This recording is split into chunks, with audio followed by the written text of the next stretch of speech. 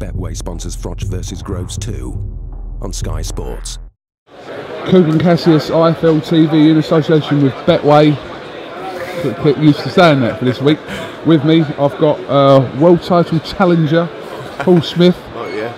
Not yet, but Not yet. hopefully soon. How are you, Paul? I'm alright, thanks. You? Yeah. Start of FROCHvGROVES fight week.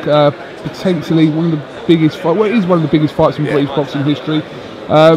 Did you watch the gloves are off? Yeah. What did you make of it?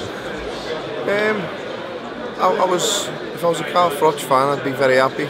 You know, watching that. I think he's coming across a bit more endearing, a bit more, you know, warming up to the public, so to speak, after the last fight. I don't think Carl done himself many favours after the last fight. You know, there was a lot where he could have held his hands up and say, you know what, I got caught by surprise there and everything else. But I understand how it is. There's a lot of animosity in between, during and before fights. But he was also gone. He was also shook up and concussed. You know, that's a fact. That's not slacking him off. That's just how it was. And didn't realise he'd been dropped and everything else, so you can forgive that. But he's starting to win the public back over in my eyes. I think George is possibly trying a little bit too hard with the mental games.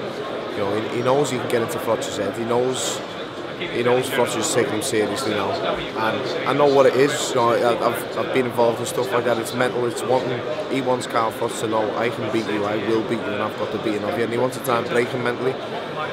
But it'll all be over soon enough. There's only 5 days to go, and all the mental stuff will stop. You know, and I really am excited and happy to be part of it. You know, I've got the job of a lifetime, in my opinion, this week, working here every day, around following the fighters around and working and reporting on it for Sky and being able to be this close to them. As you know, I'm not a fighter.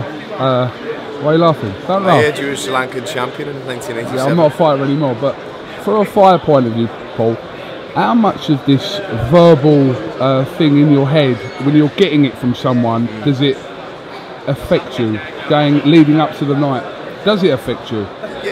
It does, yeah, but it's got to affect you in the right way. You know, I've only really had like local derbies, but believe me, they're bad. You know, when it's your city and your own city, and you're thinking about going back to people and, you know, showing your face around the city, and it is, and it does play on your mind. You wake up in the morning, the first thing you think about is your opponent. You go to bed, the last thing you're thinking about is him and what he said, what mind games are going on, why is he saying that, why is he trying to, what angle is he playing there. You know, it does, and it will, and believe me, for these two fighters, it will. It's absolutely massive. It's nationwide, and it's huge. You know, it's international. HBO picked it up. It's a big fight, as everyone knows, but it will be a lot playing on the mentally, and it can be draining, and it could work out in the end, like I think it did in the last fight. Who handles it better? Who saves the most nervous energy?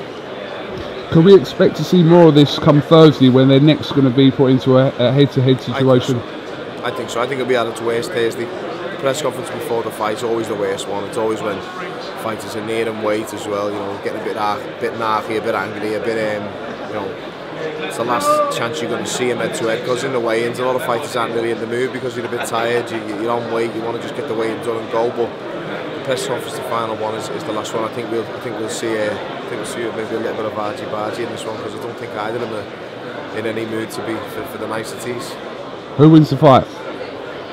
No, I honestly am changing every day. I've never been scared to give my opinion and pick a fight, pick a winner, because I honestly have got it doesn't bother me being wrong. That's boxing for you, but I am swaying towards FROCH just because I think if FROCH, you know, every night FROCH gets in bed and he thinks I was at my very, very worst.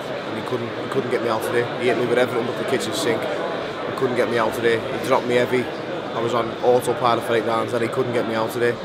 That was the best I've seen Groves. He looked very, very good, and it's whether he can raise that level again. Groves is thinking, you know, I hit him with everything I had. I give him everything I had. I broke him mentally, I broke him physically, but he still kept coming. And regardless of the stoppage, he did still stop him. You know, he had 3 rounds left to catch him in as well.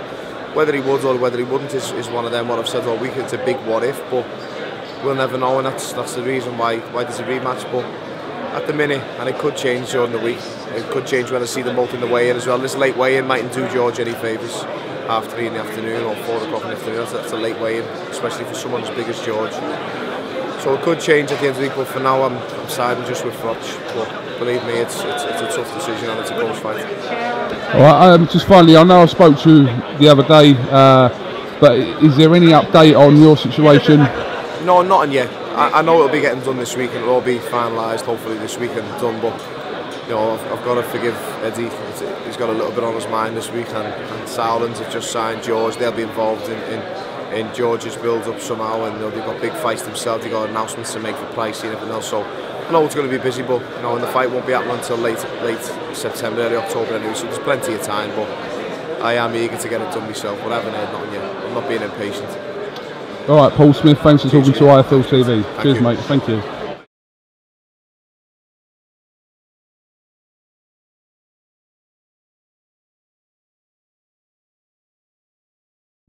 Betway sponsors FROCH vs Groves 2 on Sky Sports.